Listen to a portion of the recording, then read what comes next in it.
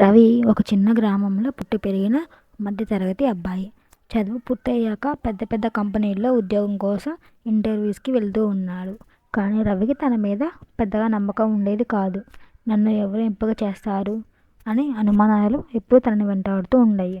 ఒకరోజు హైదరాబాద్లో ఒక పెద్ద కంపెనీలో ఇంటర్వ్యూకి వెళ్ళాల్సి ఉంది. రవి బిజీగా తన ఫైల్స్ని చెక్ చేసుకుంటూ సోఫాలో కూర్చున్నాడు. ఫైల్స్ చెక్ చేసుకుంటూ సోఫాలో కూర్చున్న రవితో తన తల్లి, రవి కంగారు పడకు, ప్రశాంతంగా ఉండు అని అంటుంది. నువ్వు ఖాళీ కడుపుతో ఇంటర్వ్యూకి వెళ్ళొద్దు, ఈ పెరుగన్నం కొంచెం తిని వెళ్ళు, నీకు ప్రశాంతంగా ఉంటుంది అంటాడు. రవి కాస్త చిరాగ్గా, అమ్మ ఈ రోజుల్లో ఎవరన్నా పెరుగన్నం తింటారా, నేను కంపెనీకి వెళ్తున్నాను అని చెప్పి బయలుదేరతాడు. కానీ రవి బలవంతంగా లంచ్ బాక్స్ తీసుకొని బయలుదేరుతాడు. అక్కడ ఇంటర్వ్యూకి వెళ్ళి చూస్తే చాలామంది ఇంటర్వ్యూకి వచ్చి ఉంటాడు. రవి కాస్త టెన్షన్గా ఆలోచిస్తూ ఉంటాడు.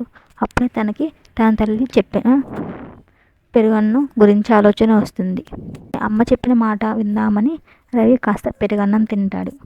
ఆ తర్వాత తనకి ఎంతో ఆశ్చర్యంగా అనిపించింది. గుండెలో ఏదో తెలియని భయం అంతా పోయింది. ఒక్కసారిగా తనకు తన మీద నమ్మకం వచ్చింది. ఇంటర్వ్యూ లోపలికి వెళ్ళాడు. ప్రశ్నలు బాగానే అడిగారు. అన్నిటికీ సమాధానాలు చెప్పాడు.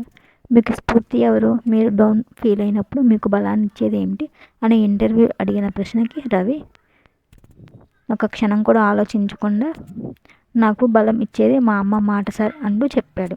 అంతే. ఆ మాటలు విన్న ఇంటర్వ్యూయర్ రవిని సెలెక్ట్ చేసుకున్నాడు.